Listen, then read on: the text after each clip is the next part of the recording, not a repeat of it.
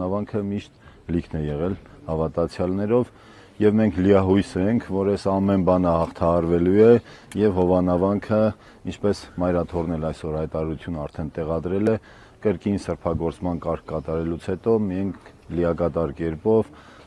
իմ հոգեվոր եղբոր Տեր Մանուկի հետ միասին կանցնենք ամբողջական հոգեվոր սպասավորությանը մեր ուժերի ներածին չափով մեր սպասավորությունը բերելու հայ հավատացյալ ժողովրդին։ Տեր հայր, երբ սպասենք այդ օրվան, որովհետև կարծես թե շատ է ձգձգվում այս իրավիճակը։ Չգիտեմ, չեմ կարող ասել։ Այս Կիրակի նորից փաստորեն պատարագ է լինելու այդտեղ եւ փաստորեն եկեղեցին, չգիտեմ այդ հարցին պատասխաներեք թե ոչ, եկեղեցին փաստորեն կողպեքը փոխել է, բանալին իր մոտ է, առաջիկայում նորից Կիրակի է, նորից ասում են որ պատարագ է լինել, նորից ինքն է մատուցելու, այսինքն ծառայությունը այո մասնակցելու են իշխանությունը։ Գիտեք, այստեղ էականը արդեն էական չի, իրենք փոխել են, չեն փոխել, էականը ավելի լուրջ հարց է։ Երբ որ եկեղեցին Մայրաթոր Սուրբ Էջմիածինը, թեմական խորհուրդը իրեն ներկայացրել են Մայրաթորի որոշումը, թեմի որոշումը, որ ինքը այլևս որպես հոգեվորական սպասավորելու այդտեղ չի կարող որ ծառայություն բերել եւ պիտի դուրս գա եւ պիտի բանալիները հանձնի,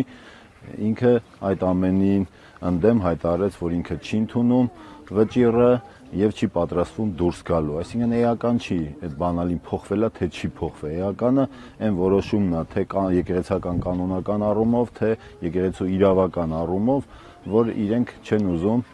ազատել Հովանավանքը եւ թույլ տալ, որպեսզի այնտեղ նորմալ հոգեվոր արարողություններ լինեն, այլ իրենց կողմից կատարվածը կատարվում է որպես ներկայացում։ Այսպես առաջիկա Կիրակին չգիտեմ ինչպես կլինի, մենք դեռ այսպես թեմի վարչական խորհրդի հետ եւ մեր քահանայահայրերով դեռ դրա մասին այսպես վերջնական չենք խոսել, որոշում չի կայացվել, չեմ կարող ձեզ դրա համար որևէ պատասխան տալ, իրենք հայտարարել են, որ անելու են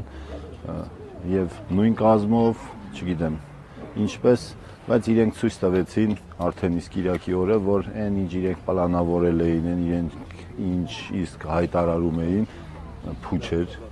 եւ իրենք արդեն իսկ պարտվել են։ Երեք չեմ հիշում ում հարցազրույցն էի լսում, այսպեսի մի հետաքրքիր օրինակ բերեց, ասաց կարևոր է սարը բարձրանալ հենց առաջին փորձից։ Երբ որ դու առաջին փորձից չես կարողանում, բայց սարը բարձրանալ, դրանից հետո կուզես վազելով բարձրացի, մեկ արդեն պարտված ես։